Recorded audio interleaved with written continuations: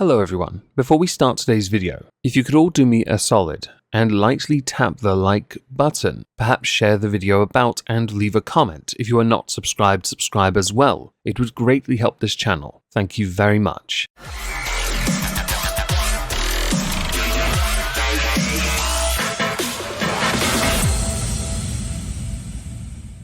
Hello everyone, welcome back to Omegon 2 Electric Boogaloo. Today I'd like to look at something via CBS Morning's blue check mark. They put out a 1-minute video on Twitter with the caption, "Today's children are 30% less aerobically fit than their parents were at their age, a new study found." The study points to climate change and rising temperatures adversely affecting childhood obesity, as children spend less time exercising outdoors. I'm going to link the tweet in the pinned comment with the sources down below. There are a number of bones of contention I have with this statement. Climate change and rising temperatures. In the summer perhaps. That might well be an issue for, in the United Kingdom, 1 or 2 days. And in the United Kingdom, certainly when I was a child, temperatures around the early to mid-30s with no air conditioning. We are used to it here. 1 or 2 days in the 40s, we all hide. Because that's the right thing to do again, because 20 years later, we still don't really have air conditioning. We don't go into shops either because they are fully air conditioned, and if you come outside of being in one of those shops, you kind of go into shock. So that really, in this country especially, is not as much of a factor as you, CBS Mornings, might think. But then again, this is a very Americanized interpretation, and don't worry, some people have already debunked it and we'll get to them soon. Climate change adversely affecting childhood obesity. There are many different factors affecting childhood obesity. I'm sure rising temperatures are one, because kids just hold on to that water weight. Am I right, girls? You have to also take into account children are not as active as they used to be, certainly around my era. And this is for a number of reasons. One, parents are terrified of their children getting hurt because they'll never see a doctor. Getting a doctor's appointment in this day and age is, well, rare. They're also terrified of their children talking to strangers or being taken away by a stranger. In the United Kingdom, that is because of the rise of grooming gangs. It has not helped, let's say, ease the parents' minds. If anything, it has exacerbated the problem. Even if there are social areas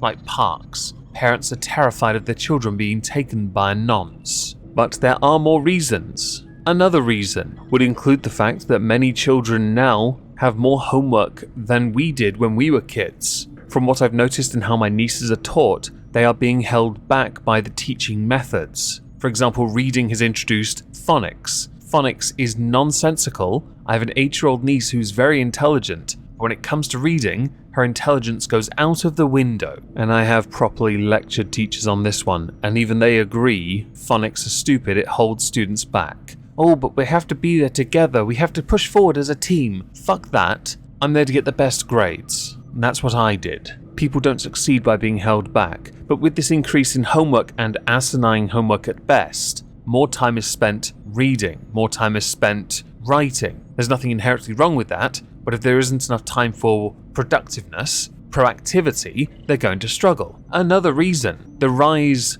of the age of convenience. Now yes, we had appliances when we were kids, certainly, in our day, you whippersnappers, but we did also not have things like smartphones. Consoles, yes, were in a golden age, but they were, let's say, a valuable commodity, not as easy to obtain these days. To the point many of our consoles are highly sought after, or we get the classic version that is small and has all the games built into it, which is very cool, I will admit. I have the Mega Drive, PlayStation, Nintendo, and Commodore. Oh, and the Atari. I like games. With this increase in alternative entertainment, children are more interested in sitting down and watching things on their tablet, playing games, not going outside, not climbing a tree unless they're wearing safety harnesses because that's dangerous. Who'd do that? Not as interested in going for a bike ride because you'd need someone to go with you half the time, most of the time, especially if you can't trust your children, which is apparently all the time now. A child's life for many parents is micromanaged because children, you don't want them to get bruised. If they're bruised, remember, that could lead to the plague. Or even worse,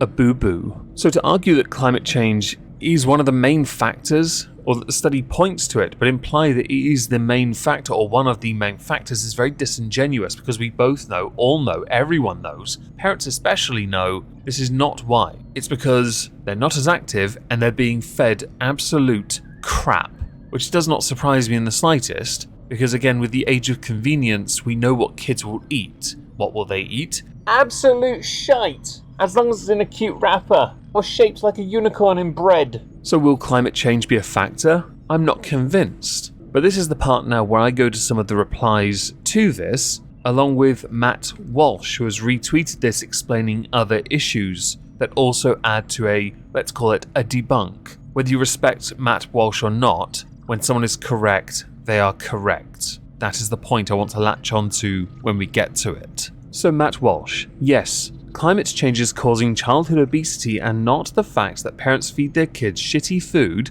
let them sit around staring at screens all day. Great piece of reporting here. These lunatics are acting like we live in a worldwide tropical zone, like the damned Cretaceous period nowadays. Even if temperatures were 1 degree cooler when we were kids, that doesn't justify all of this hyperventilating. By the way, if you look at obesity rates by state or by country, there is no discernible correlation between obesity and temperature. Florida has one of the lowest obesity rates and West Virginia one of the highest. I thought Florida was one of those hot places. Must be all that aircon. Now under CBS's tweet, might have something to do with screen time. Reply, that would be my first guess, but what do I know? I thought an inconvenient truth was a convenient scam back when. I bet if they could somehow work electronics into the climate narrative, it'd make it to the top of the list. Let's just ignore internets and screens. Reply, the fact that outside feels like hell during summer as well might have at least a bit to do as well. It's not climate change.